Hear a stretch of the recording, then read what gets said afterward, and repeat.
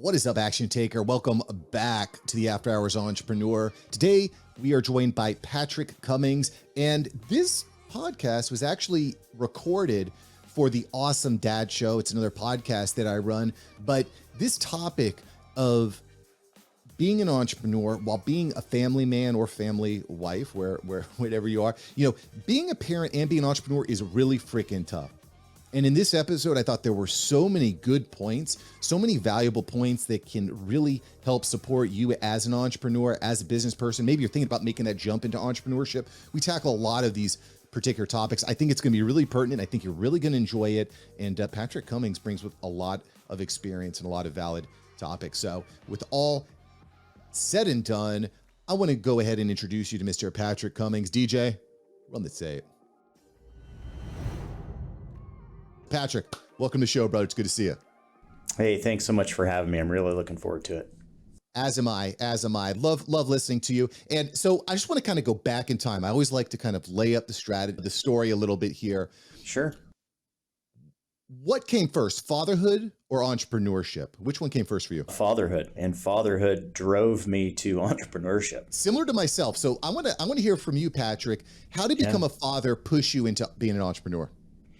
Well, when I was working in corporate America, I felt like I was a corporate pawn, and the company was all about production numbers and, give you a forecast, you try to make the forecast, or if you'd make the forecast, they'd increase it the next year. And it was all about the corporation. If you weren't willing to do whatever it took to get the numbers, they'll find somebody else. I mean, they would throw that out there. And I traveled all the time, and I was missing my kid's life. And I just decided after 10 years of doing that, my son was going on 4 years of age, and I said, I just can't do this anymore. And so at that point in time, I love to teach, something that I'm passionate about. Both of my parents were teachers, but I didn't want to have the lifestyle of a teacher. I wanted to have my own lifestyle. And so I just reached out to the guy who was my investment broker and said, what's it like to be in the investment business? And of course, in the late 1990s, it was pretty easy. And so, making that change was really scary, but it was really important because truly, if I had stayed in the corporate world, I probably wouldn't be married today. There's certainly an immense amount of pressure that's put on you. That's one of the reasons that I decided I cannot continue on this track. Right. I want to be my own boss. I want to make my own rules. I don't want to miss those birthdays, those soccer games, because to your point, corporate America doesn't care. They just want to hit their numbers. Right. Right. You say you don't want to miss things. I missed my son's very first Christmas program at school, and I had to be at a meeting that was, 6-hour drive away, and it was devastating to me. So I want to dig in a little bit into that. Why was it so devastating to you? Is that because you had these really great fatherhood experiences? You really loved being with your father growing up, or why was it so important to you? Well, it was important to me because, I said my family was everything. And my little boy, I'd walk in the house. I don't know if you've ever had a dog or you do have young children. When they see you, they just light up. It's unconditional love, right? And I was raised, my parents both loved me, but my dad left when I was 5. My brother moved away when I was 9 to be with my dad. And my dad was able to attend some of the events, but not all of them. And it was heartbreaking to me the times that he would say he was going to be there. And I would look to see if he was in the stands or in the bleachers, and he wasn't, and other times he was. But, the desire for me as a young boy to have my dad there all the time was just an overriding, it just nagged at me. And when you're a little kid, you don't know any different. And so I didn't want to do the same thing to my son and then eventually to my daughter. I guess got to say props to you, Patrick, for breaking that cycle. Not that your father was a bad person or anything necessarily wrong. No. But, I think that those moments matter 100%. And that's another reason why I love entrepreneurship. However, making that jump from employee to employer, from paycheck to payroll, that's a tough transition to make. What was that conversation like with your wife? And you're like, listen, I'm leaving corporate America. I'm going to start my own thing. Was she just like, whoa, hold the phone? What was that like? It was really scary, right? Because we had just had our second child, and I was just done. The corporate job was tearing me up. I was leaving on Mondays, getting home on Fridays, and I didn't have a lot of emotional energy for my family. And my wife was like, well, do you think you could find a job where you just worked here in town and you still got a paycheck? And it was really challenging from the standpoint that I had an expense account. They provided me with a brand new vehicle every 18 months. They serviced it. They paid for the fuel. It was a pretty good gig financially, but emotionally it was pretty tough. So my wife is a pretty introvert. She's a veterinarian, never wanted to own her own veterinary clinic because she didn't want the responsibility of employees and payroll and, getting people to pay their bills and whatnot. And so it was really scary for her. And, I think there was a lot of trust that I told her I was going to do whatever it took to make sure that I was going to take care of my family. And as I started that, it was incredibly stressful. And when I started my business, I worked for a firm that I literally was knocking on doors, door to door to door, and just to get out and introduce myself. And I did it for 3 years, year round. And I live in the Pacific Northwest, so it was snow, it was hot. And I was physically ill every single morning before I would go out and do that. And my wife never said anything to me about it, but I think she saw that I was absolutely dedicated to making it work to a fault. To a fault. Yeah, because I would think that if you're miserable, you're thinking like, what the heck have I done? This is the worst mistake. I'm going to go back. I'm going to go back to that drug, that paycheck. I always think of the paycheck as being a drug. How did you understand? How did you internalize that you knew that you were on the right track? I just had faith in the process that if I continued to do what I was supposed to do every day, regardless of how much I didn't like it, that I was going to get there. And to me, I would say that, I'd put the plow down and just start plowing. And I use a couple of analogies. I'm an analogies guy and I love to fish. And, if you have the expectation in your mind that every time you cast that you're going to catch a fish or you're going to catch a steelhead or you're going to catch a salmon, every time you reel in and there isn't one there, if you have that expectation, you're greatly disappointed. And so, I viewed as door knocking just another cast. And I would tell myself, just another cast, just another cast, just another cast. And eventually, I got pretty good at it. And I found a client every day. I caught a steelhead every day. But man, I broke my line. I, ratted up the reel. I caught rocks. All these things that I would joke with myself about. Oh, you just got a sucker, or that's not the right kind of fish. But I had to do that to keep myself going. And then one of the things I talk about in my book is your why. Why are you doing this? And Simon Sinek wrote a book called Start With Why. I think it's a great book. And my why was my family, to the point where I made a little picture book and I keep it next to my desk today. I'll show it here. I don't know if it'll even show on the camera. You're probably going to say I shouldn't do this, but this is my little picture book, and it's a goals book, right? And inside of it, I had pictures of my family. And if I was not willing to knock on 5 doors, that I literally talked to somebody, I just didn't knock on 5 doors and make a check mark. I had to talk to somebody. But if I wasn't willing to do that for my family, what was I doing?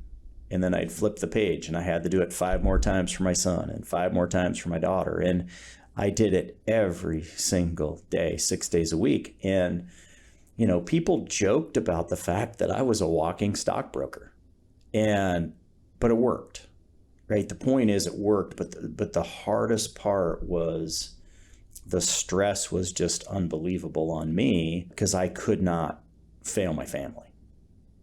Right. So you have to have that why, and the grit, I guess, besides that, to make it through. Well, that practical advice of just having these reminders kind of set up, having these routines set up, that makes a lot of sense to me. I think the question, or the thing that I question myself on, Patrick, is I'm spending these late nights, weekends, working the project, working the vision, adjusting accordingly, trying to avoid stepping on hooks from my fishing line, and so on and so forth. Right. The thing that I often wonder is, and this is I think an easy trap for entrepreneurs to fall into, is you end up building your own prison. You leave one prison and then you end up setting up a job. It's not 40 hours, it's not 30 hours, it's 90 hours a week. Right. Right. You're an entrepreneur. How do you navigate that? How do you separate the two while also keeping them together?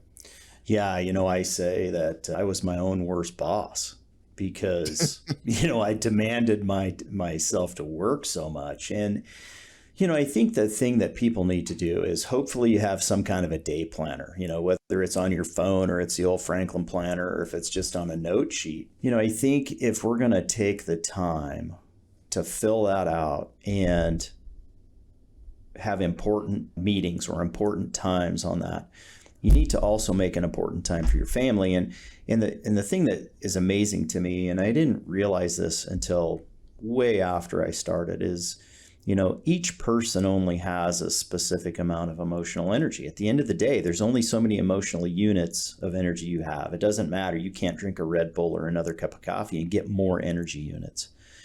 And I think as an entrepreneur, you need to identify the fact that, okay, I need some emotional energy left when I get home for the people that I truly love and the people that I'm doing all of this for. Because if you don't have any emotional energy left, what do? You go park yourself on the couch or sit in your chair and you open your iPad, your iPhone, or start watching television or get on the computer, and you're doing this mental dump because you don't have any energy left, and yet your family's there going, hey, what about us?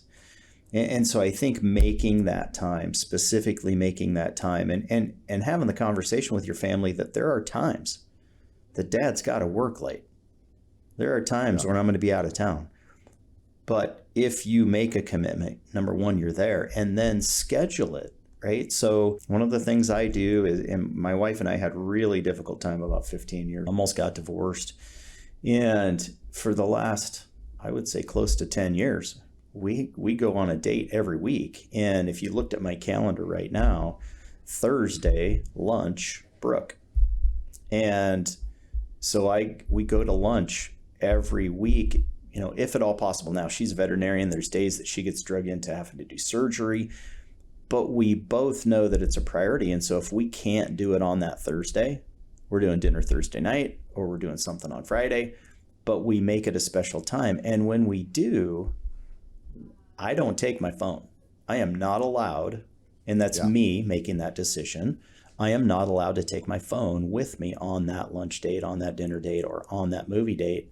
I just don't. And, we were out to our 32nd anniversary a week ago, and we went out to the movies, and I was surprised how many people were watching Top Gun Maverick and had their phones out. But then we went out to dinner, and nice restaurant, and there was a family, husband and wife and 3 kids sitting at a table next to us. They did not have a conversation. They all had their face planted in that device. Yeah. And, as an entrepreneur, we say we got into this so that we had more free time. We had more financial freedom. How many entrepreneurs do you see that their health is bad? They're not taking the time to go run, take care of themselves. The divorce rate in America is 50% of people that marriages end up in divorce. Well, if you look at the divorce rate within entrepreneurs, it's about 65%. It's terrible. But yet we say we're getting into being an entrepreneur so that we have more time. I just think it's critical that if that's truly that important, it needs to be on your calendar. So, yeah. And I kind of joke with my wife, like she'll say, hey, can we do this on this day? I'm like, if it's got to be on my calendar, because if it's not on the calendar, it's not happening. Because, we just get filled up all the time with technology helps and it hurts to an extent. But yeah, Saturday night, that's date night. That's phones are away. We're going to be with each other. We try to avoid movies and videos and things like that. We try to be focused on each other. Mm-hmm. That's hard sometimes. Mm-hmm. That's hard sometimes. Yeah. But that I think is important. And I just want to point out the one thing that I think is pretty critical to making that transition to entrepreneur, assuming you're married, is that communication, that dialogue is really important. I had a similar problem with my wife. She's like, I feel like you're not here. Every night you're in your office, you're working, you're doing this, you're doing that. Right. And I said, well, let's sit down and let's reverse engineer what we want. Right. Where do you want to be in 5 years? Right. Do you want the house? Do you want this car? Do you want to go on the vacations? How do we get there? Yeah. So when do you think that conversation should happen in your relationship? Before you think it needs to happen.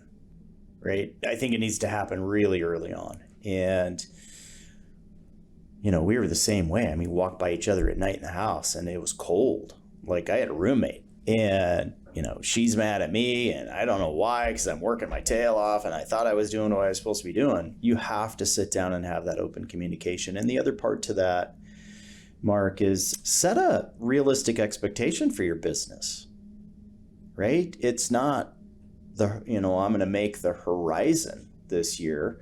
Set a number that is a number that you guys can live by, that, you begin developing, that snowball begins to move forward with building the business. Instead of, I was talking to a young guy the other day, just having a brand new baby. And what he said was his goal this year was to make $300,000 no matter what.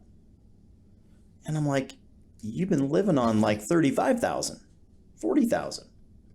Well, maybe not quite that low, but that's your goal. You have to hit that no matter what. And well, what if you made 95? What if you made 100? What if you made 300 in 3 or 4 years? And, I don't think that we're taught to set some kind of a realistic expectation. I think that's between you and your spouse, right? Or you and your partner. You have to figure out, what do we need to get by? And then what do we want? Because everything we do there's a cost to it. There's a cost.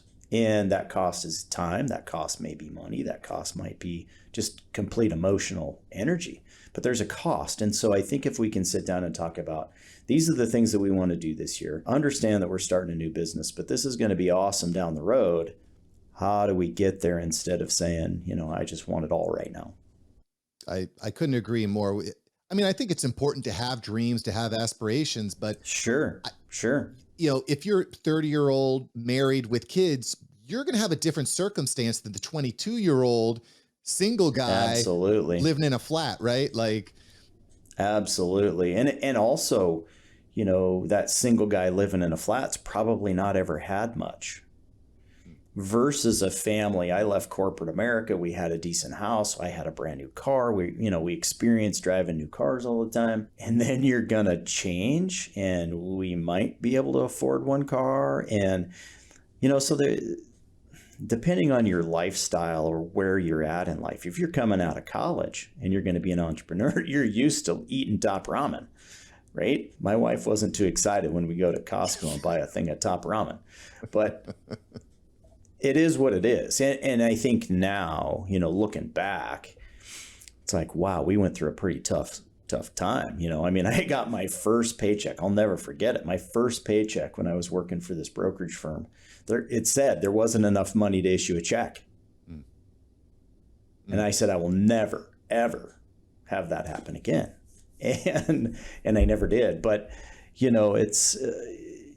I think having that expectation, and you have to agree to it, you have to have that conversation with your partner, because the second leading cause of divorce in America is finances. Yeah. And, you're saying you're going to be an entrepreneur and you're doing this for the family, but look where we're at. Yeah. Really good points. I definitely think that, life has seasons, and understanding this is the season I'm in, communicating with your partner, this is the season that we're in, this is where we're trying to get to, is something I think a lot about. I'm also curious. I want to talk about the book. I also, before we get deeper into the book, I want to know what your thoughts are on like theming out your days. Do you have just like, because in entrepreneurship, calendar scheduling, really important. Do you have particular days that you handle certain tasks? So, for example, Monday might be your social media day, your content creation day. Tuesday might be client work. Do you theme out days, or do you theme out hours throughout each day? How do you set up your schedule? Well, right now, it's a good question, because the book is new, right? I never even thought I would write a book until a couple of years ago. I lost my dad. It'll be 3 years in October. And, if you read the book, you'll understand some of that process. And I think part of the reason I wrote a book was closure. But this has turned into far more than I ever expected it to. I originally wrote the book, and I was very vulnerable in the book. My family is very vulnerable in the book. My wife read the first 3 chapters, put it down. She couldn't read anymore. Wow. And because I talked about what happened and why we almost got divorced, I talk about the fact that we were really hard on our son when he was, seventh, eighth, ninth grade because of school. And, we thought he was on drugs and we accused him of that. And fortunately, I wrote my son a letter and talking about all the things I appreciate about him after we found out he had a hearing deficit. And we didn't know anything about it. It's called auditory processing disorder. And he later told me that he didn't take his life because of that. So, I'm just curious, how would you have handled that moment differently? This is something I think about. My kids are 3 and 6, so I'm not worried about some of these bigger issues like drugs. Going back, do you think that you would have handled that confrontation differently? Because we, as parents, we have to tell our kids, listen, you might be on the wrong track. I need to have this conversation. Don't have sex. Don't, smoke dope in the bathrooms. Do you think maybe you would have handled that situation a little bit differently? How would you maybe have handled it the second time around? Well, I would have asked more questions because we were being told from the time he was in kindergarten there was something the matter with his hearing. So we would take him, get his hearing tested in 90 plus percentile, and they would say there's nothing wrong with his hearing. Second grade, same thing. Fourth grade, same thing.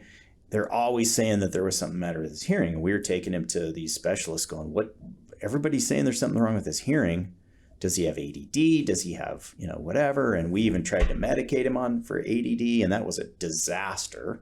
I think there's too many kids on medication that shouldn't be. And finally, I was sitting down with a friend of mine who's a psychologist, and I said, I don't know what to do, right?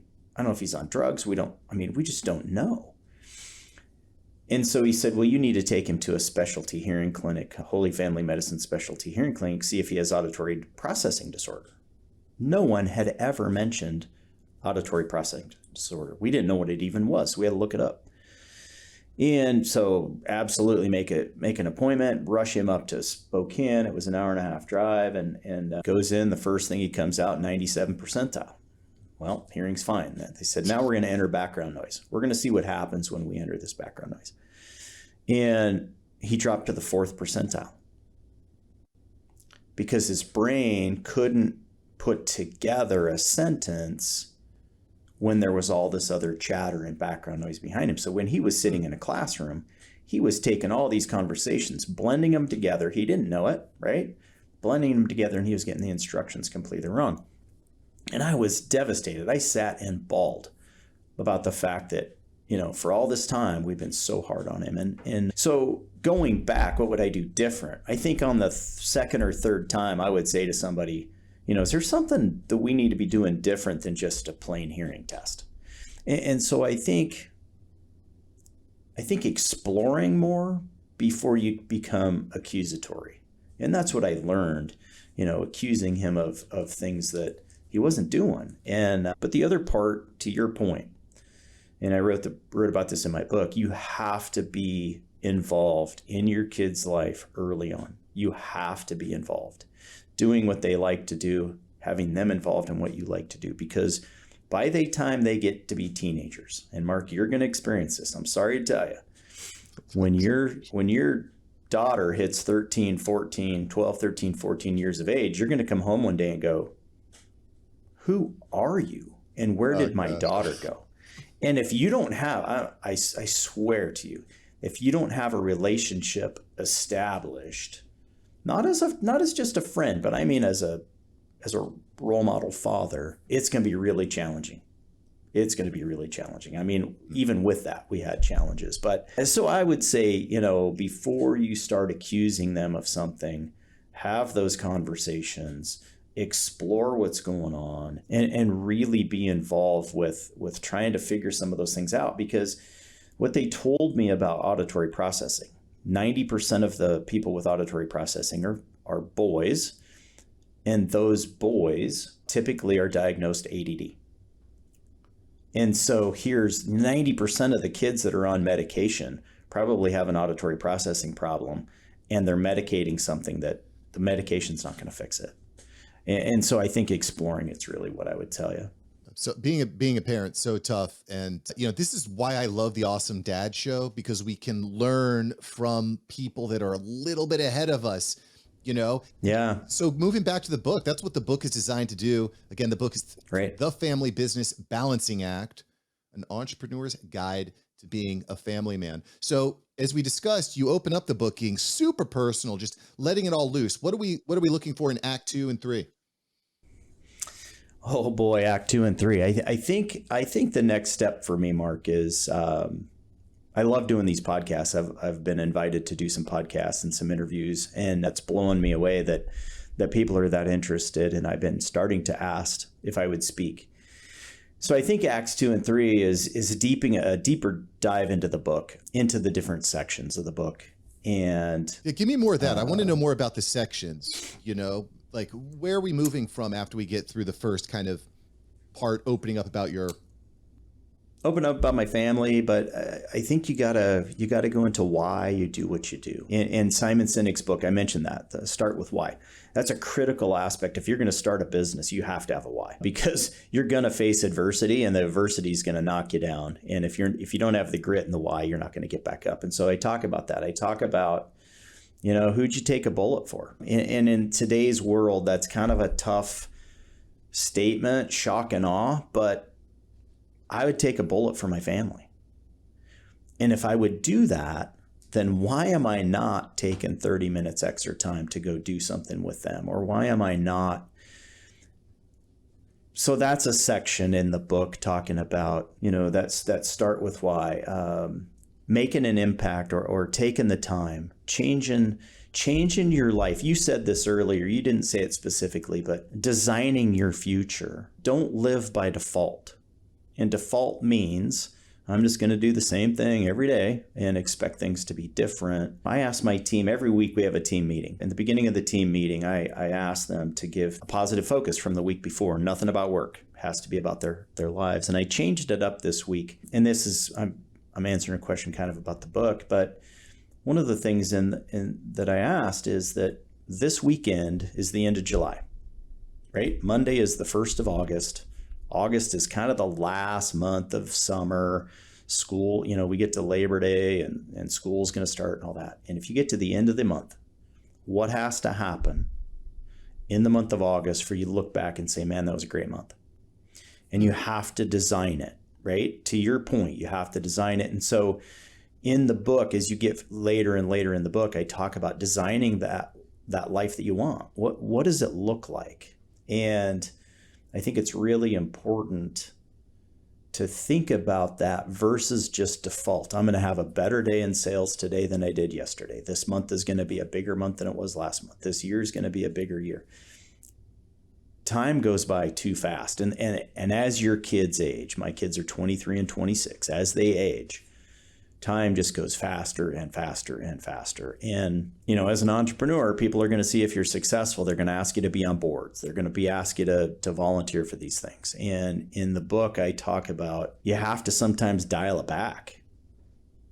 You want to be involved. You want to be in the community. You want to be out there. But all of that takes time away from, your life by design. And so recently, unfortunately, I resigned from a board position with a local foundation, and I didn't do it because I didn't leave because I wasn't passionate about what they're doing.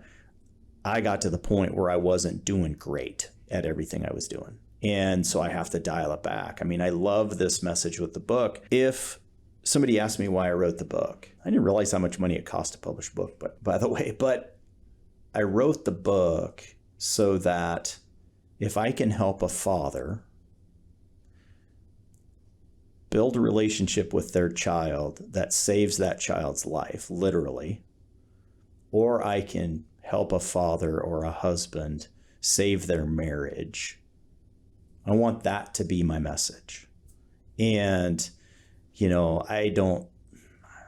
will I ever recoup what it cost to publish the book? That's not why I did it. So I got kind of off track there. I'm like a little bit like a golden retriever, but you kind of your ending thought here kind of brings you full circle to getting clear on your why, because fatherhood is not sexy. It doesn't sell out stadiums. But I had Dr. Warren Farrell on the show I don't know, a year or two ago, and I truly believe we have a boy crisis in this country.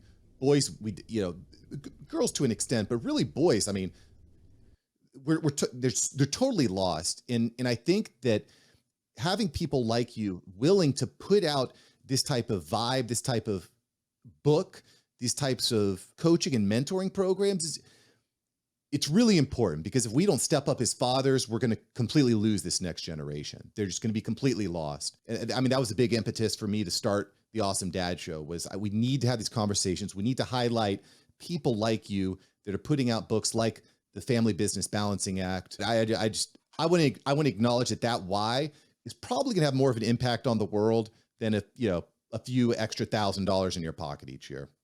I think Absolutely. So. Absolutely. I don't know if you've heard of the Welcome to Fatherhood podcast. Kelly Jean-Philippe is a gentleman's name. And he was telling me that a statistic, he's an immigrant from Haiti, came here, and he's, successful, but he did not have a father in his life. And at the age of 12, I think he said it was at the age of 12, he met his father for 72 hours. And he was telling me that there are boys or kids being born without a father figure in their life. And he's African American. He's from Haiti. He was telling me that in that demographic, 74% of children are born without a father figure. Yeah. And I can't emphasize enough how important a father involved in a child's life is. It's just critically important. Yeah. I mean, we could go really, I don't want to go too far off track, but moms are amazing. Moms are awesome. Absolutely. Absolutely. But I'm not a mom, right? I was raised by a great mom, single mom. And I was talking with her about the book, and she goes, well, you don't even mention that I was a great mom. And I said, Mom, it's about dads being better dads. It's not about a negative about my mom. So, but we have to be careful there. You're right. Because moms are critically important. Mom's very important. Dad's very important. We can all be important, y'all. We can all get along. Yeah. We can all be important. And frankly, our kids need it, because if you're not this is raising your kid. This little phone right here is raising your kid. And I'll tell you what, after 5 minutes of browsing Instagram, you're going to understand why you don't want that thing raising your kid. I'll tell you that much. Right. Right. So Patrick, again, I want to get to a rapid fire. I know we're running a little long on time here. The book is Family Business Balancing Act, an Entrepreneur's Guide to Being a Family Man. Pick it up, check it out. Link below. But Patrick, we got into a rapid fire. You ready, brother? I'm ready. All right. Buckle up, Buttercup. We are getting it rolling right here. Patrick, what's your favorite scary movie? Ooh, The Shining. Oof. Jack Nicholson. Great. It was terrifying. It still is. It still is. Favorite ritual to do with your kids? Favorite family kid ritual? Favorite family kid ritual? We love to go fishing together. That's maybe not a ritual, but we love to go fishing together. And I don't care if you catch fish this big or, 25 pounds. We just love to go fishing and throw rocks and play in the water. The simple things. Dig that. Yeah. If you could live anywhere in the world, where would you live?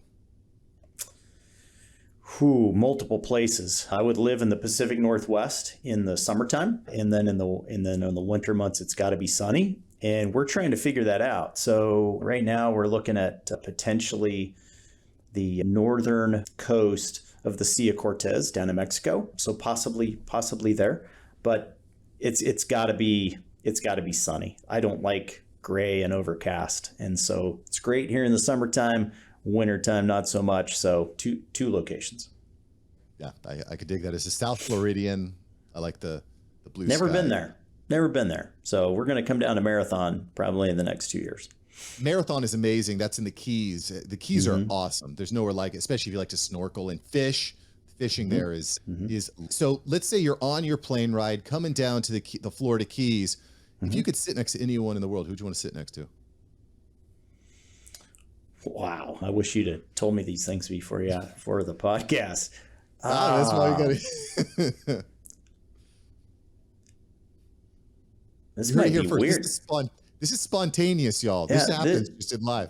This might be weird, but I think my daughter and my son sitting next to me, you